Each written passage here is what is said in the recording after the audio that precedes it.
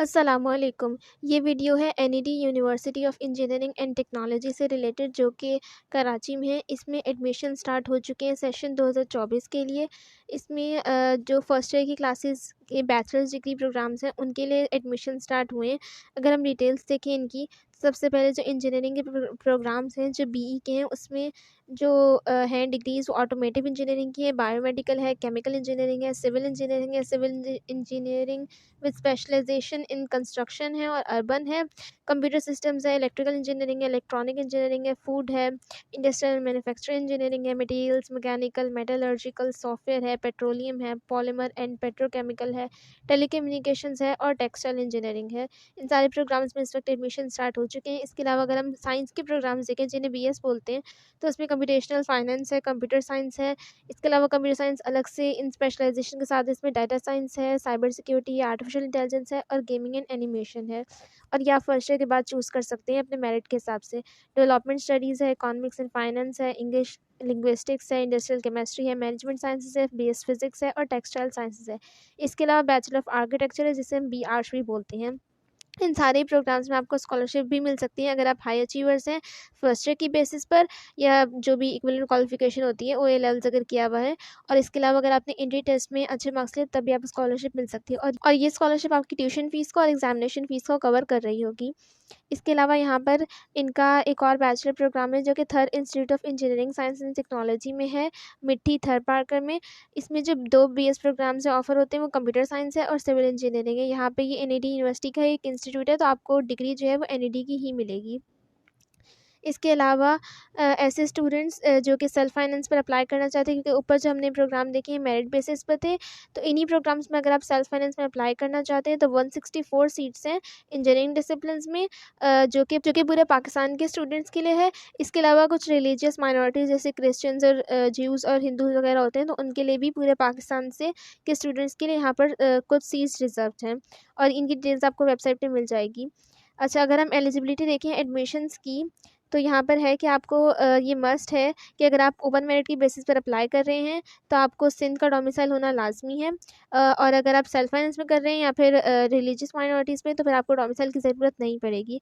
इसके अलावा एडमिशन्स इन engineering, architecture और कंप्यूटर साइंस प्रोग्राम्स के लिए आपको 60% मार्क्स चाहिए एटलीस्ट एचएससी में, यानी कि इंटरमीडिएट में या फिर इक्विवेलेंट क्वालिफिकेशंस में, और 50% मार्क्स आपको चाहिए अगर आप बीएस प्रोग्राम्स में अप्लाई कर रहे हैं, इंटरमीडिएट या ओए लेवल्स वगैरह में। इसके अलावा ऐसे कैंडिडेट्स जिन्होंने प्री मेडिकल, कॉमर्स या आर्ट्स ग्रुप से हैं, तो उनको भी कुछ प्रोग्राम जैसे इंजीनियरिंग में तो वो अप्लाई नहीं कर सकते, लेकिन जो बीएस के प्रोग्राम्स हैं साइंस वाले, उसमें स्टूडेंट्स अप्लाई कर सकते हैं।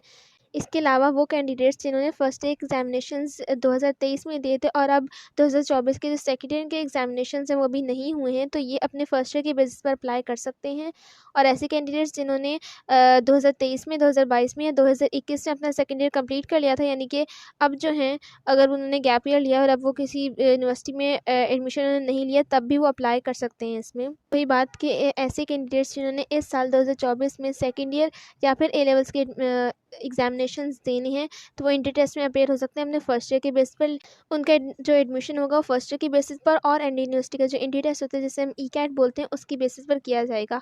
और जो कैंडिडेट्स हैं ओ लेवल्स वाले या ए लेवल्स वाले, तो उन्हें आईबीसी से एक इक्विवेलेंसी सर्टिफिकेट सबमिट करवाना होगा। और उनका अगर एडमिशन हो जाता है तो उन्हें अपनी ग्रेड शीट, यानी कि जो मार्कशीट होती है, वो अक्टूबर 2024 तक जमा करानी होगी, और इसी तरह इक्विवेलेंट सर्टिफिकेट भी उन्हें जमा कराना होगा जनवरी 2025 तक। और जो ऊपर हमने मार्क्स मेंशन किए थे 50% और 60%, तो उनको लाजमी है अगर उन्हें एडमिशन अपना कंटिन्यू रखना है तो उन्हें ये मिनिमम मार्क्स अचीव करने पड़ेंगे। इसके अलावा ऐसे कैंडिडेट्स जिन्होंने diploma of associate engineer certificate SPTE से किया है 2023, 2022 या 2021 से मिनिमम 60% मार्क्स, तो वो भी एलिजिबल है इसमें अप्लाई करने के लिए। इसके अलावा जो डिफरेंटली एबल्ड कैंडिडेट्स हैं जिन्होंने अपना HSC equivalent qualification pre engineering, pre medical या कंप्यूटर साइंस में किया है, वो भी ये रिजर्व सीट्स में अप्लाई कर सकते हैं, यानी कि डिफरेंटली एबल्ड कैंडिडेट्स के लिए अलग से रिजर्व सीट्स हैं यहाँ पर एनईडी में। इसके अलावा अगर हम एडमिशन्स की डिटेल देखें, तो 25 मार्च से ये ऑनलाइन एडमिशन पोर्टल इनका ओपन हो चुका है। जो लिंक यहाँ पे वेबसाइट का लिखा हुआ है, ये लिंक आपको नीचे डिस्क्रिप्शन बॉक्स में से मिल जाएगा। आप यहाँ पर जाकर ऑनलाइन अप्लाई कर सकते हैं। किसी एक कैटेगरी में या फिर 2 कैटेगरीज़ में भी आप एक से ज़्यादा प्रोग्राम्स में भी अप्लाई कर सकते हैं। और इसकी जो लास्ट डेट है एप्लीकेशन सबमिट की, वो 30 अप्रैल है और उसके बाद ही इसका एंट्री टेस्ट लिया जाएगा। एंट्री टेस्ट है वो एनईडी के मेन कैंपस में होगा और ये कंप्यूटर बेस्ड होगा और इसका फिर आपको एडमिशन्स क्लोज होने के बाद जब एडमिट कार्ड मिलेगा तो उसमें मेंशन होगा डेट वगैरह कि कब होगा आपका ये एंट्री टेस्ट। इसके अलावा अगर हम फ़ीस स्ट्रक्चर की बात करें एनईडी यूनिवर्सिटी में, तो 2023 का प्रोस्पेक्टस है मेरे पास, क्योंकि 2024 का जो प्रोस्पेक्टस है वो अभी तक नहीं अवेलेबल है वेबसाइट पर, यानी कि उन्होंने इशू नहीं किया है। तो कमोबेश इतना ही होगा फ़ीस स्ट्रक्चर, या थोड़ा सा इंक्रीमेंट होगा, कुछ परसेंट का होता है बस, तो आपको इससे आइडिया हो जाएगा। सबसे पहले अगर हम देखें मेन कैंपस जो इनका है यूनिवर्सिटी रोड कराची में, तो उसमें जो आपको एडमिशन फ़ीस देनी होगी एक दफ़ा BE BSCT और B आर्किटेक्चर के लिए 43,000 रुपीज़ है। और उसके अलावा जो बाकी सारे BS प्रोग्राम्स हैं उनके लिए 43,000 है। BSCT वाला प्रोग्राम जो स्पेशलाइजेशंस के साथ है उसके लिए 45,000 है और फॉरनर्स के लिए 3,38,000 रुपीज़ है एडमिशन फ़ीस।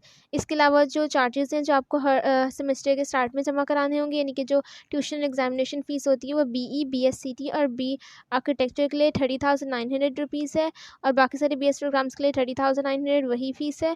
और जो BSCT के हैं अप्लाइड स्पेशलाइजेशन प्रोग्राम्स के लिए, जो हमने BS कंप्यूटर साइंस का देखा था ना, अप्लाइड प्रोग्राम्स डाटा सिक्योरिटी वगैरह, ये वो है, उसके लिए 38,900 रुपीज़ है।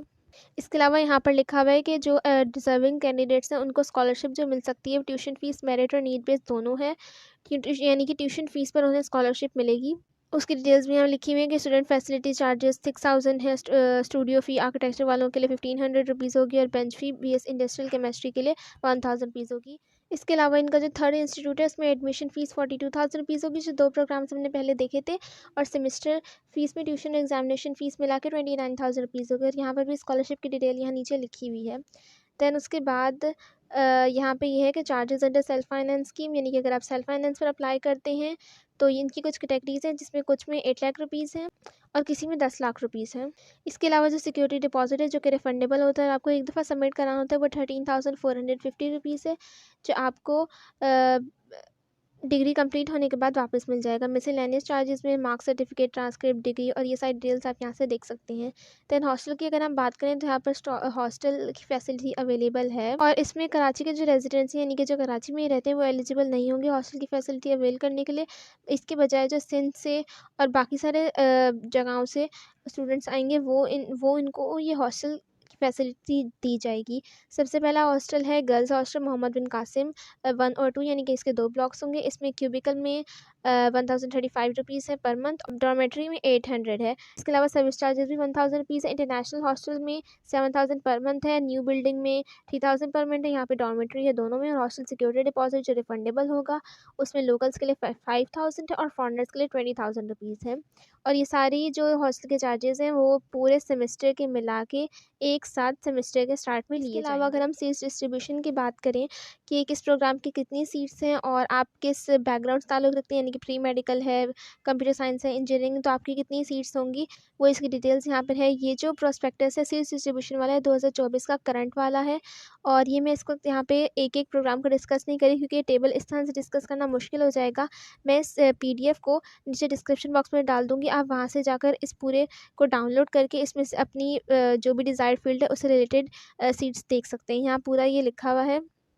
मैं आपको एक ओवरव्यू दिखा देती हूँ इस PDF का। यहाँ पे तमाम प्रोग्राम्स के लिए है। इसके अलावा फिर नीचे डिस्क्रिप्शन ऑफ कैटेगरीज़ भी, यानी कि आपको ये बताया हुआ है कि आपने किस बोर्ड से करना है और किस बैकग्राउंड से करना है अगर आप इस प्रोग्राम में अप्लाई करना चाहते हैं तो। क्योंकि पहले हमने देखा था ना वहाँ पे लिखा हुआ था कि कुछ प्रोग्राम्स होंगे जिसमें जो है pre medical computer science arts group वाले भी अप्लाई कर सकेंगे, कुछ में नहीं कर सकेंगे, तो उसकी डिटेल्स यहाँ पर हैं। ये सारी आप यहाँ से देख सकेंगे। और मैं आपको यही सजेस्ट करूँगी कि एडमिशन्स के लिए अप्लाई करने से पहले आप इस PDF को देख लीजिएगा ताकि आपको आइडिया हो जाए अच्छी तरह से। ये पूरी सेल्फ फाइनेंस स्कीम की है, ऊपर जो हमने देखी थी वो ओपन मेरिट की थी। ये सेल्फ फाइनेंस की आ गई अब, तमाम ही है यहाँ पर चीज़ें।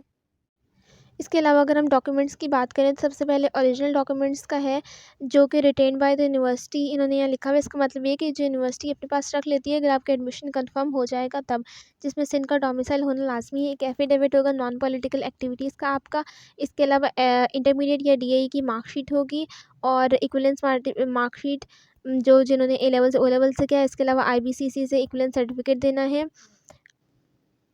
हिफ्ज़ कुरान सर्टिफिकेट है इफ़ एप्लीकेबल, अगर आप हाफ़िज़ कुरान हैं तब। माइग्रेशन सर्टिफिकेट इन केस अगर आपने अपना इंटरमीडिएट जो है कराची बोर्ड से किसी और कराची बोर्ड के अलावा किसी और बोर्ड से किया। ये ए लेवल्स ओ लेवल्स वालों के लिए नहीं है, क्योंकि उनके लिए तो इक्विवेलेंस सर्टिफिकेट ऑलरेडी होता है।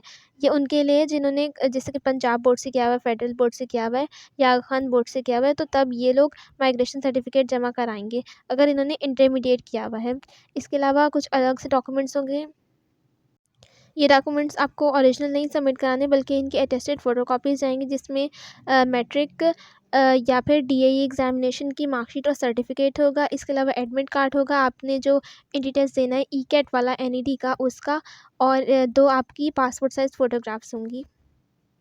तो ये थी इस यूनिवर्सिटी के बारे में तमाम इन्फॉर्मेशन। आई होप आपको वीडियो अच्छी लगी होगी, तो सपोर्ट करने के लिए सब्सक्राइब ज़रूर कीजिएगा और इस तरह के लेटेस्ट अपडेट्स के लिए बेल आइकन को भी प्रेस कर दीजिएगा।